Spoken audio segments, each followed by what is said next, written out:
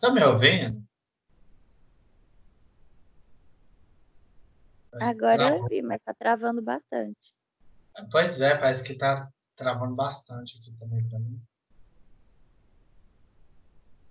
Eu acho que o Ítalo pode ter caído. Ítalo, você caiu? Tá Não, bem? não, eu tô aqui. Só que só pelo celular que não tá dando certo, pelo notebook tá travando demais. Quer que eu abra Mas aqui? vai lá. Vamos ver se agora deu certo. Aí.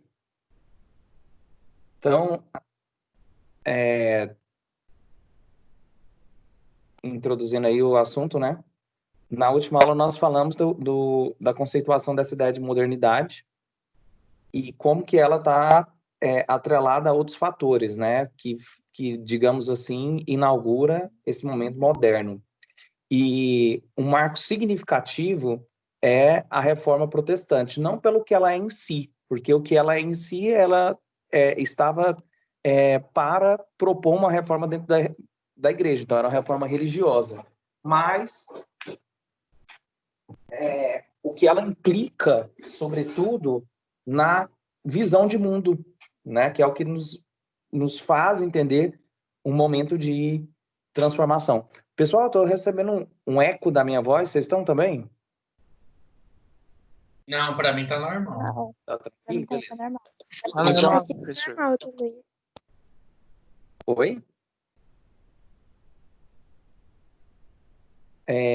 Então, reforçando para vocês fazerem as atividades até o dia 9 e até dia 12 fazer a Geek Test, tá? Para a gente fechar as notas, só para reforçar aí. Então, a reforma. Por que ocorreu essa reforma protestante? Né? Então, nós precisamos entender como que essa igreja que já tinha sofrido uma cisão por causa da diferença cultural, nós vimos isso nas últimas aulas, ela sofreu uma cisão em 1054, que foi chamado Grande Cisma do Oriente, em que os católicos que tinham cultura romana ficaram como Igreja Católica Apostólica Romana, e os católicos que tinham sofrido mais interferência da cultura grega ficaram como católicos ortodoxos. Agora, nós vamos ver o Lutero, que faz parte de um grupo, né? Não é ele sozinho, o reformista, é considerado o reformista, propondo algumas críticas à igreja, né? Os ingleses já tinham feito algumas críticas, mas o Lutero ele vai despertar esse rompimento, né? Chamado os protestantes, aqueles que protestam. Então, quando eles protestam, eles não estavam querendo criar uma outra igreja. Eles estavam querendo que a igreja cristã se ajustasse às críticas deles. Então, o que levou a isso? É o que nós vamos ver nessa aula e o que implicou. Sobre o contexto. Murilo, eu vou ler se você quiser comentar. Então, Tá, primeiro... depois que você falar, eu só quero falar a inspiração filosófica do Lutero. Se você não for falar, eu queria falar. Tá, eu vou só colocar o contexto, aí você entra nisso. Então, Primeira coisa, beleza. do contexto aqui que é muito importante para nós. Havia uma insatisfação generalizada sobre aquilo que nós falamos com vocês nas últimas aulas, do conluio entre o poder religioso e o poder político.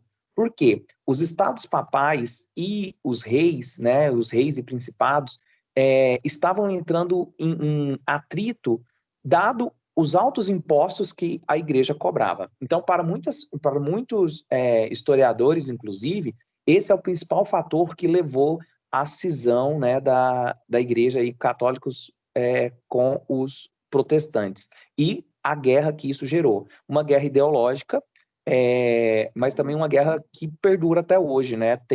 Tem-se relações de várias famílias que proíbem filhas ou filhos de casarem com quem for católico ou com quem forem protestantes. Existe ainda uma rixa muito para além da literatura, porque tem literaturas escritas sobre isso, né? Mas muito para além da literatura ainda é uma guerra que permanece no imaginário de muitas pessoas. Então, essa insatisfação do poder, né, que a igreja exercia, do poder que o Papa exercia, e do que os reis queriam, né? Do que havia de desejo dos reis de se tornarem mais independentes. Como os reformistas criticavam a cobrança de impostos, ou criticava porque a igreja proibia os juros, né, que é o segundo fator de contexto. Então, o descontentamento dessa burguesia com os principados, os reinados, gerou aí uma forte crítica. E essa crítica foi marcada pelo aquilo que havia do que eles consideravam abuso de poder da igreja, sobre vendas de indulgências. Inclusive, os protestantes registravam aí que existiam clérigos, né, que montavam banquinhas para vender espaço no céu, né, um terreno no céu. Isso literalmente, tá? Não era É o figurado. perdão divino. Hã? É porque, só complementando, o perdão divino, né? Já que você já nasceu, a fé não vai resolver seus pecados, então você tem que comprar. Vamos comprar aqui o terreno, igual o povo vendeu aí pedaço da lua, que eu não sei porque as pessoas compraram pedaços na lua, foram vendidos pedaços da sua salvação, já que é uma das ideias que a igreja tinha, a igreja católica, que não é a salvação só pela fé, mas comprar aí a sua salvação nesse terreno. Isso. Essa questão depois, né, tentaram poetizar, isso não era literal. Isso era literal, sim, que você pega os textos da igreja, eles prometiam realmente terreno no Que a céu. banquinha, né? Isso, como eles também faziam terreno do inferno, né? Quando eles davam excomunhão, era de fato a legitimação de que você iria para o céu ou para o inferno, e a igreja fazia ponte nisso, alegando inclusive que isso é bíblico, né? Que tá quando Pedro escuta de Jesus, tudo que ligares na terra será ligado no céu. Então ele se sente como autoridade terrena disso, né? E outra coisa também é porque a ideia de relíquias, né? Relíquias eram coisas que santos pegaram, coisas que imagens, pedaço de osso, pedaço da cruz. Então, Leite relíquias, de Maria. coisas desse tipo que gerava no fundo um produto, né, que era simbólico de que aquelas pessoas que tinham isso, obviamente, era quem tinha poder econômico. Então, essa crítica, né, do abuso do poder da igreja nisso, o celibato também é outra coisa que os reformistas vão criticar, que era um contexto que os padres, gente, até o ano de 1100 e alguma coisa, 108 por aí, até o século XI, os padres poderiam casar. Então, os padres, eles deixam de poder casar, o celibato, ele é inaugurado na igreja nesse período. Só que, no século XV, que é o que nós estamos falando agora da reforma, o Lutero e os reformistas vão colocar isso em questão. Por que o padre não podia casar? E eles alegam que a ideia do casamento, da proibição do casamento do padre é para que não haja herdeiros, herdeiros do que nós já colocamos na última aula, do que havia de construção de várias riquezas da igreja, principalmente de terras, né? Como nós já falamos, principalmente do Império Anglo-Saxônico, que faz um conluio com a igreja para ter legitimidade diante do povo e dar muitas terras para ela. Então, outra crítica também era o culto às imagens. O Lutero pega uma parte da Bíblia, não adorarás nenhuma imagens e não farás nenhuma imagem de barro, alguma coisa assim, e usa isso para atacar a ideia da adoração a imagens, de ter imagens de santos, por mais que as imagens elas não eram colocadas nos cultos para serem adoradas, né? Não há registro da igreja convocar para a adoração das imagens, era mais simbólico mesmo, mas isso é usado também para crítica. Só complementar aqui, Beleza. Excesso de sacramento também, porque, pessoal, o que acontecia? A igreja, ela tinha simplesmente 7 sacramentos, né? Ela tem, a igreja católica. Só que o Lutero só considera 2 bíblicos, que é a Eucaristia e que é o batismo. Só que a Eucaristia, ele faz ela de forma simbólica, né? O protestantismo ele não acredita na chamada transubstanciação do corpo de Cristo, que é que, de fato, no dogma do sacramento da Eucaristia para a Igreja Católica, o pão na bênção do Papa, a hóstia na bênção do Papa se transubstancia, a matéria muda para, de fato, se tornar o corpo de Cristo. O Lutero vê isso como simbólico, então ele critica também o sacramento da Eucaristia e deixa isso aos 2 sacramentos, o batismo e a Eucaristia, mas ela de forma simbólica. Atitude mundana no alto clero, existia várias, por mais que não poderia casar, mas eles tinham vários relacionamentos às escondidas, várias questão de troca de poder, né? Então Lutero vai colocar tudo isso em crítica sobre a hipocrisia moral da igreja, né? De não viver aquilo que fala. E outra questão também, que não está aqui, mas ele coloca na sola, né? Ele escreve 5 solas, que nós vamos falar agorinha, que é a ideia, pessoal, de ter pensado, da igreja ter pensado leis além daquelas que estavam na Bíblia.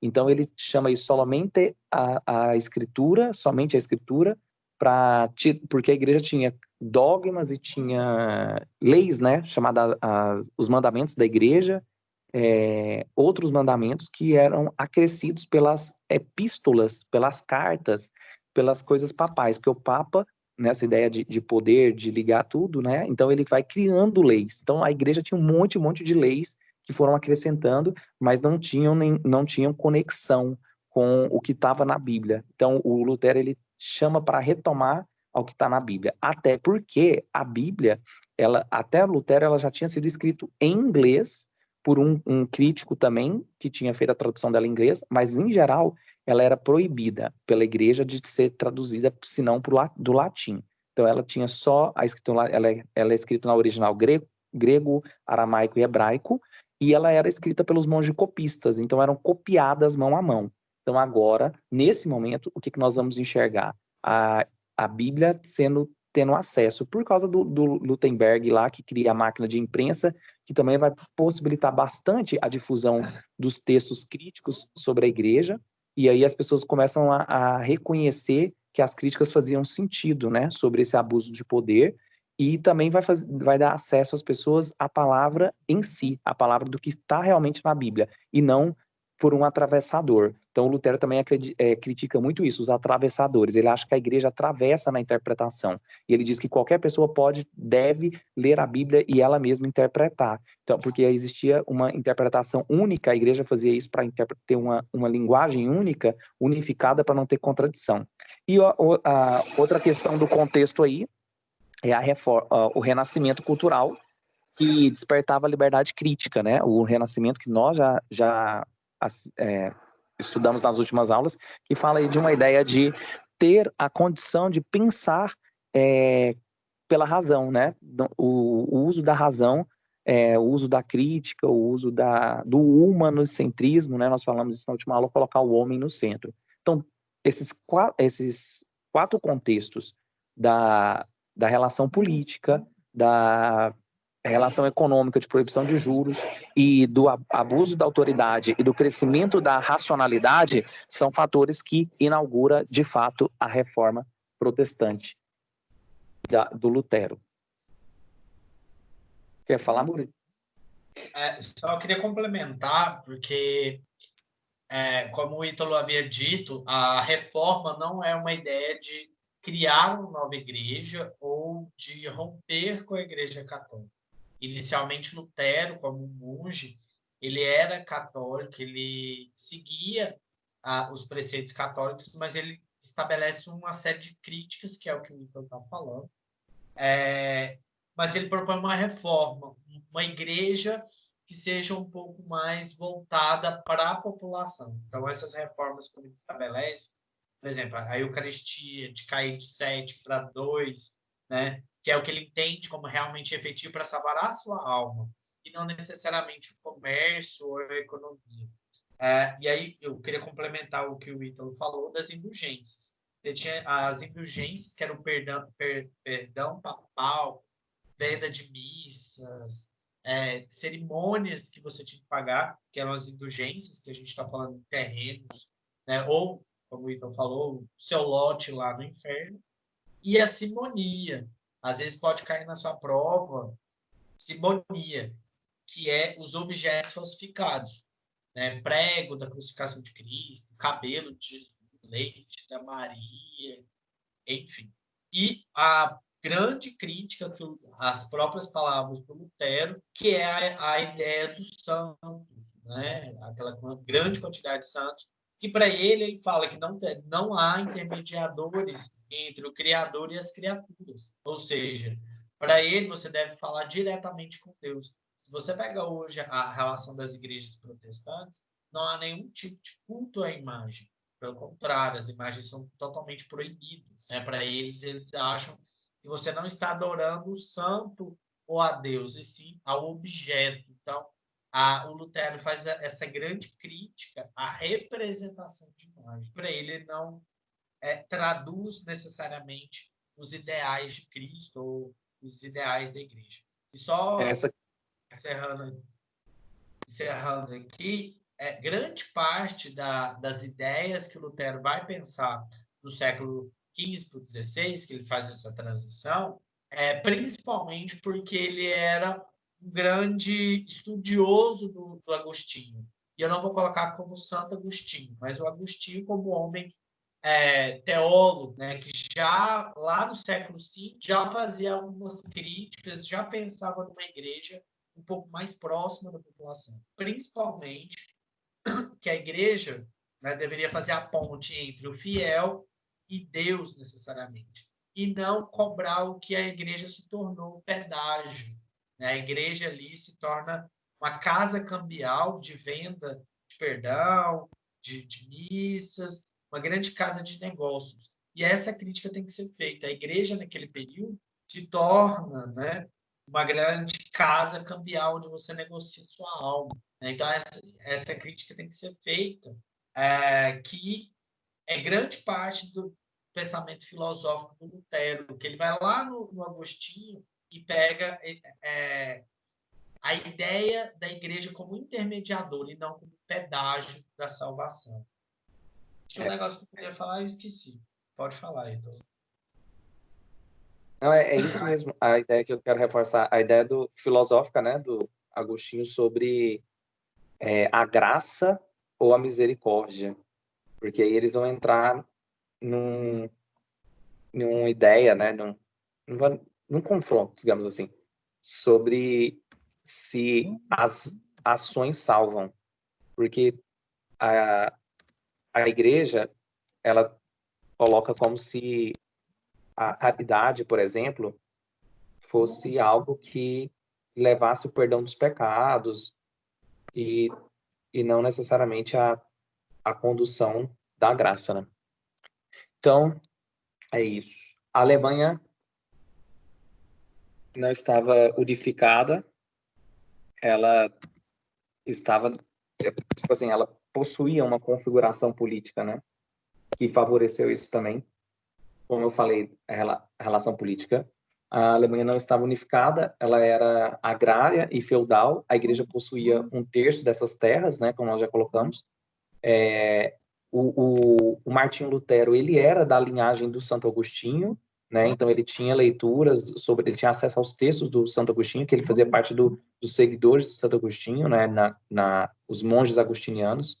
E ele não aceitou essas práticas da igreja e escreve essas 95 teses contra essas práticas. Fala que ele pregou as teses lá na porta da igreja, inclusive nós começamos o slide, só que é uma questão que não é provada, né, historicamente. Mas o que a gente sabe é que essas críticas, elas se espalharam rapidamente, principalmente porque a igreja estava numa campanha pedindo dinheiro para construir a Basílica de São Pedro, que é a grande basílica lá de Roma, aquela famosa que fala Roma né? Você lembra daquela basílica? sim. É a construção dela, e aí o Lutero fala, por que o Papa, com tanto dinheiro, está pedindo dinheiro para os pobres para construir a sede lá da Basílica?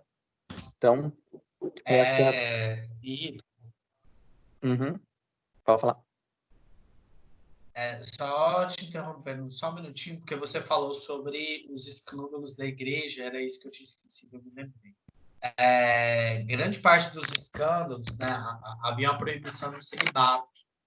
Havia o celibato e a proibição de casamento, né, de não ter herdeiros.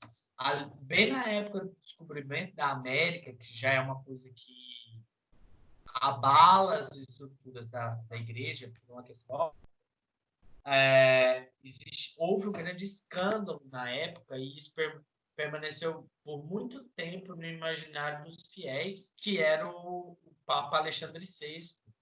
O Papa Alexandre VI, ele casou-se com várias mulheres, né, que não eram casamentos oficiais, porque não podia, mas ele escandalizou a igreja com vários filhos, né, e principalmente com os escândalos de corrupção. E isso vai bem no período de Lutero, né, e a igreja está sendo bombardeada não só por vários padres e por essa ganância, mas o próprio Papa, que seria então a figura de Cristo na Terra, o representante de Deus na Terra, está escandalizando a Europa. O próprio Papa cria aí uma série de escândalos, jogos políticos bem complexos. E isso também efetivamente amplia a crítica contra a igreja. Sim. É isso. Vamos passar para o próximo slide. Então, o Papa, depois dessas 95 teses que ele critica, o Papa Leão excomunga Lutero e encontra resposta, né? A excomunhão que ele recebe, ele queima uma bula papal. Bula é como se fosse uma carta de orientação que os papas faziam, né? Uma ideia de que os papas faziam, as encíclicas e as bulas. E aí, então, o imperador Carlos V também considerou o Lutero herege, ele fica perseguido, né? Fica considerado um inimigo declarado da igreja, e então ele vai receber o apoio da nobreza. Por que ele recebe o apoio da nobreza? Porque é aquilo que nós colocamos. A nobreza, ela não podia se enriquecer mais porque a igreja travava isso. A igreja proibia juros, proibia você emprestar dinheiro a juros ou você cobrar altos impostos. A igreja, o bispo, que tinha a função de prefeito, né, das regiões, o bispo fiscalizava a cobrança de impostos da burguesia. Então, a nobreza apoia o Lutero não por uma questão de afinidade, mas porque eles enxergam aí a possibilidade de continuar a construção de um cristianismo, mas que seja viabilizado, que hoje nós chamamos de capitalismo. E quem está falando isso não sou eu, é o grande sociólogo Max Weber. Agora nós vamos tocar nisso. Então ele traduz a Bíblia para o alemão, como nós colocamos, ou seja, ele vulgariza a Bíblia. Vulgar quer dizer língua local, né? A língua do povo, então ele leva a vulgarização da Bíblia, que inclusive até hoje é uma das grandes bandeiras dos protestantes, fazer com que a Bíblia seja, o texto da Bíblia seja reconhecido. Isso levou a várias interpretações e a fundação de várias outras igrejas. Eu gosto de brincar que a igreja, ela no Concílio de Nicéia, em 335 depois de Cristo, ela fez a sua primeira tentativa de padronização, né, de uma franquia, como se fosse uma franquia de sanduíche, não é o McDonald's. Então, em 325, ela sentou, montou as características que essa franquia ia ter enquanto empresa, e ela não conseguiu isso, não conseguiu manter essa linguagem comum, né, dessa franquia. Então, em 1054 tem o Cisma do Oriente, dado a cultura, diferenças da cultura grega, e depois, com a Reforma Protestante, a gente tem mais um grande cisma, e aí é quando a gente vai ter várias outras franquias desse sanduíche, aí não só tem Burger King, mas aí vai ter Bob's, e vai ter, né, outras franquias de sanduíche, e agora a gente tem o que nós temos aqui em Goiás, tem sanduíche em toda a esquina aí com os pit dogs. Então, e aqui eu não estou criticando Cristo, eu estou criticando a comercialização de Cristo, né? E aí, inclusive, se a gente for pensar ainda nessa ideia de sanduíche, você hoje tem como é que é o nome daquele sanduíche que você chega lá e você monta o seu? Subway. No Subway. Então, hoje ainda tem as igrejas cristãs tipo Subway. Você monta o Cristo do jeito que você quiser, aceita Nossa, isso ou aceita aquilo, que é a olha, customização, né, da vocês me religião. desculpem aí, mas tem umas igrejas aqui que parece boate.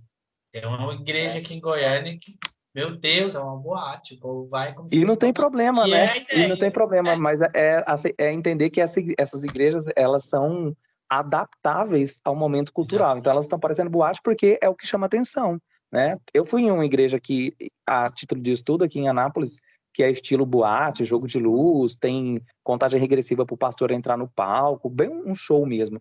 E a ideia, o culto que eu assisti, ele falou dessa customização de Jesus, né? Ele falou assim, olha, não existe pecado, o que existe é a sua Professor, consciência. Oi, pode falar. tipo, a Crush que tem aqui em Anápolis é uma igreja, só que, tipo, ela não parece bem uma igreja. Então, tem um filósofo, inclusive ele já foi prefeito de Anápolis, ele chama Pedro Sayun, é professor na Univangélica, e ele escreveu a tese dele de doutorado é sobre a Church in Connection, né, que é a Igreja Church que você citou. Muito bom, muito, muito bom. O doutorado dele, se vocês pesquisarem, doutorado Pedro Sayun, Igreja Church no Google, vocês vão achar lá ele para ler. É muito legal o que ele faz. Ele faz uma análise da Church e fazendo inclusive uma relação entre o que é a igreja hoje, a igreja na época da mídia, né? Época de Instagram. Então, é muito legal a leitura. Para quem é cristão, vale muito a pena ler para fazer a reflexão dessas mudanças que o cristianismo teve. O Pedro Sayun, além de filósofo, ele é pastor também. Ele é pastor protestante da igreja presbiteriana, que a presbiteriana também surgiu aí. Então, esse castelo aí é o castelo em que o Lutero ficou refugiado, né? E foi quando ele aumentou ainda mais a sua produção de escrita e os textos dele se espalhou por toda a Europa, com o apoio da burguesia. Então, as principais ideias de Lutero que são os solomentes, viu?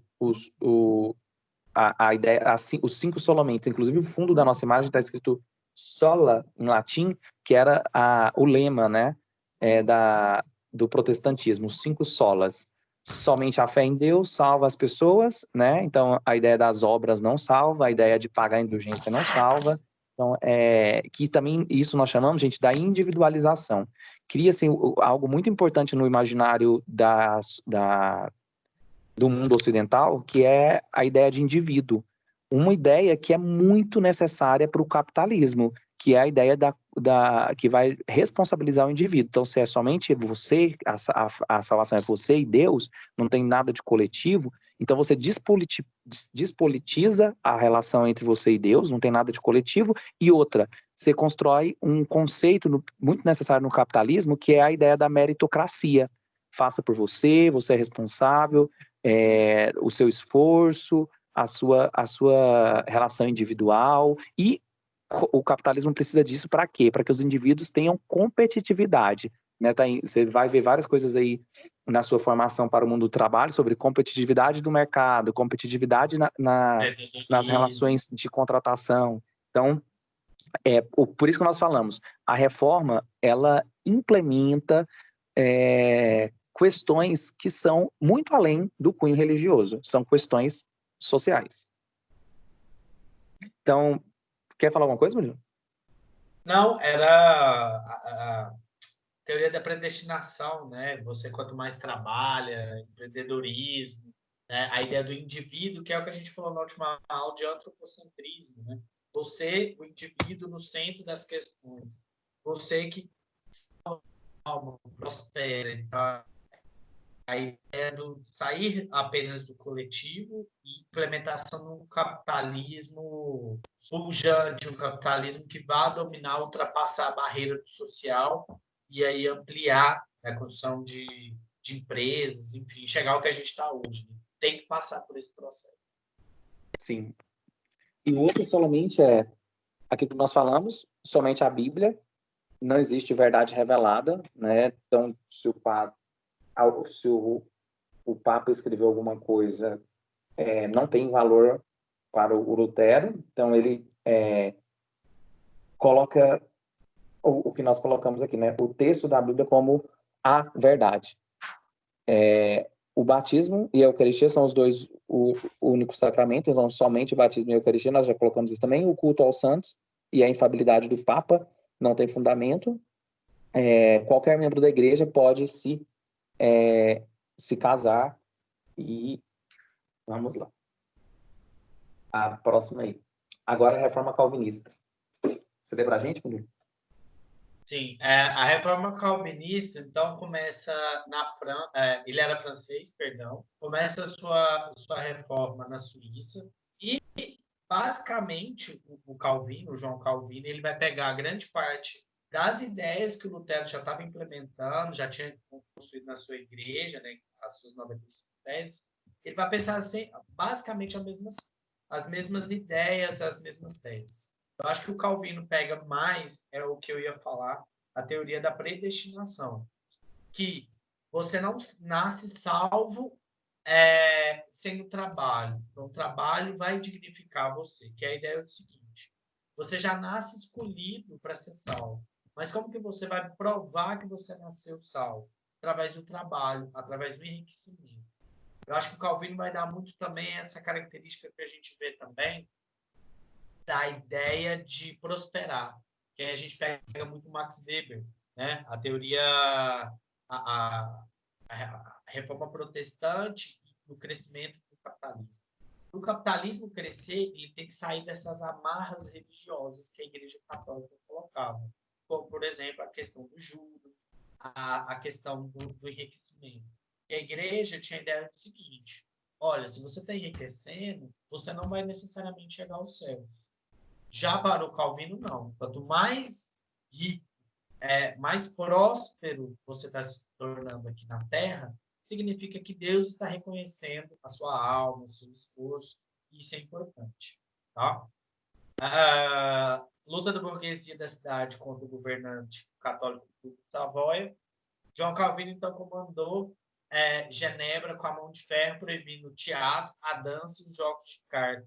Porque há essa ideia também, né? A ideia do prazer excessivo, da diversão, tira o seu foco do que realmente importa, que é o crescimento econômico, o cuidado da alma, o cuidado dos valores familiares, que isso é pegado muito ao João Calvino.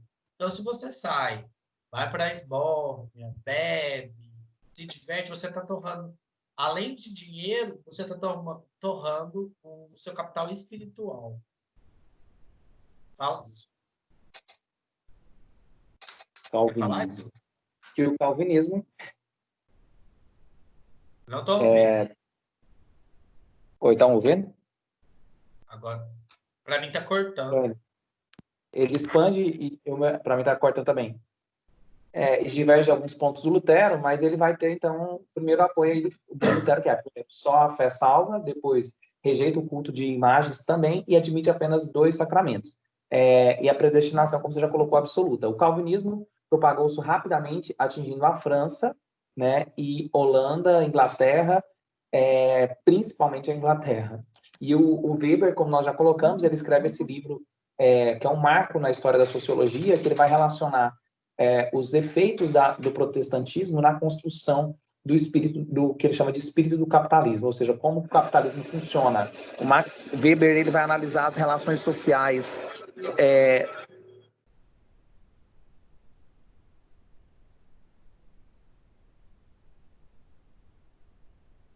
Ítalo, eu não estou te ouvindo. Para mim, cortou. Então, o Max Weber afirma que a moral calvinista favoreceu o desenvolvimento do capitalismo. Se uma pessoa enriquecesse por meio do trabalho e da vida puritana, seria sinal que ela tinha sido escolhida por Deus, né? Então, eles usam uma palavra do Salmo, que é o ouro e a prata são dos filhos de Deus. Então, ele vai dizer que quem tem riqueza é porque foi abençoado. Então, há uma relação aí dessa competitividade no capitalismo. E a reforma anglicana do Henrique VIII, que foi o que possibilitou aí a Inglaterra se divorciar e se construir enquanto Estado. Nós chamamos aí, então, de um Estado anglicano. Inclusive, a rainha da Inglaterra hoje, ela é a sucessora, né, do Henrique, e ela é autoridade religiosa e autoridade monarca. Então, nós chamamos aí das monarquias protestantes, que só são possíveis por causa do divórcio com a igreja. E aí, essas monarquias também podem ter enriquecimento próprio, porque não tem o controle papal, né, desse enriquecimento. E por isso que o Henrique VIII, ele é o grande reformista anglicano. Solicitou a anulação do casamento dele com a Catarina de Aragão, porque ele já era rei, e ele solicitou esse casamento, ele queria casar de novo, e o Papa não permitiu, e então foi para ele a gota d'água. Já havia várias relações divergentes entre a Inglaterra e a Igreja de Roma, e aí, então ele aproveitou esse momento da não permissão do casamento dele com a Ana alguma coisa, né? Ana Bolena. Ana Bolena. E aí o Papa Clemente VII negou e excomungou o rei. Então Henrique VIII rompeu com a Igreja Católica e confisca as terras católicas na Inglaterra. Ou seja, a Inglaterra se torna a grande referência do capitalismo por causa disso, né? Porque a Inglaterra ela vai ser depois uma das maiores colonizadoras, inclusive a colonizadora dos Estados Unidos, né? Então, esse acúmulo de capital começa aí. Só complementar aqui, Ítalo, o Henrique Nossa, VIII... nossa aula acabou. A nossa aula acabou. Deixa, vamos lá, pode falar. Pode falar, Murilo. O Henrique VIII, ele separa da Catarina de Aragão, que era uma espanhola, porque ele queria casar com a Ana Bolena para ter um filho homem. A ideia de sucessão do trono ser masculino, como a gente já comentou. Só que a Ana Bolena não dá a ele, né, a ideia de que seria a mulher dar um filho. Né? Ambos não tiveram, né, vamos colocar certo, ambos não tiveram um filho. Pelo contrário, teve a Elizabeth I, que vai ser a grande mentora de fincar realmente o anglicanismo na Inglaterra. Porque aí ele, inclusive, manda matar a Ana Bolena, porque eles não conseguem gerar um filho homem, gera a Elizabeth I. E aí o Henrique VIII depois se casa mais 5 vezes, né? Só que quem assume o trono é a sua filha com a Ana Bolena, Elizabeth I. Pois é. Ironia à parte, né? Ironia à parte. E ela vai ser a que vai prosperar a Inglaterra no anglicanismo. Sim. Com mãos de ferro. Exatamente. E fica virgem aos 40 anos. A história da Inglaterra é maravilhosa. Quem tiver a oportunidade, existem vários filmes desse jogo do poder inglês e da relação da coroa aí. Então, eu não sei como nós vamos fazer, nós temos aí ainda que falar da Contra-Reforma, que foi quando a igreja, para se defender, então, fez alguns movimentos dentro da própria igreja, porque, a princípio, ela achou que não ia dar em nada, que o Lutero ia ser só mais um dos revoltados, porque tinham vários revoltados, só que como a igreja tinha tanto poder, esses poderes eles eram anulados pela própria relação política que já existia da igreja. Então, o que a igreja faz? Ela desacreditou na gravidade da reforma. E aí, então, agora, somente depois que passou um bom tempo que ela começou a ver os efeitos disso, aí ela faz duas questões principais num concílio chamado Concílio de Trento, pelo Paulo III, em 1545. Eles se reúnem e decidem montar aí os jesuítas com o Santo Inácio de Loyola, né, que é o que vai ser o fundador disso, para catequizar os povos não católicos. Então, eles têm a intenção, e foi o que eles fizeram com os indígenas no Brasil, eles têm a intenção de se tornar mais poderosos, mas agora convencendo as pessoas, a catequização, com a Companhia de Jesus, os jesuítas, em 1534. E também provocou algumas reafirmações, né? O Concílio de Trento ele reafirmou que os padres não poderiam casar, eles colocaram a igreja mais rígida. Então, para dizer que os protestantes eles eram relaxados em questão da fé e da doutrina, e a igreja católica ela era mais rígida. Então, eles criam a Companhia de Jesus para catequizar e reafirma a ideia de serem conservadores. E o Concílio de Trento, então, cria também a ideia da Inquisição do Santo Ofício, né, para queimar, combater os hereges, e esclarece aí as doutrinas, como eu coloquei, dos sacramentos, né, o celibato do Papa, os santos e a Virgem Maria, e cria também o Index, que é o índice um índice, né, com a relação de livros proibidos pela Igreja. Index E é Libro isso. Proibitório. Nós temos muita coisa para falar, mas, pessoal, pesquisem mais, como todo o conteúdo, né? A Reforma e Contra-Reforma é um conteúdo Gigantesco. extenso, mas pesquisem mais. Ok? Ok. Vamos, então, encerrar a aula. Desculpe aí, pessoal, os problemas que nós tivemos com times aqui, mas foi isso. E professor que vai entrar agora, não sei quem que é. É a Michele. É Michele? Ô, Michele, desculpa de novo, né? Não. A gente... Eu estava adorando, eu estava tentando lembrar o nome do filme que falava sobre a legalização do divórcio, né? Que é exatamente o conteúdo que você está dando, é super legal. Eu queria ter assistido essa aula. Que bom. Desculpa, mas obrigado por ter gostado da aula. Gente, até mais. Até segunda. Até segunda. Que vai ser Até. recuperação. Tchau, pessoal. Até segunda-feira. Até segunda, professor. Até.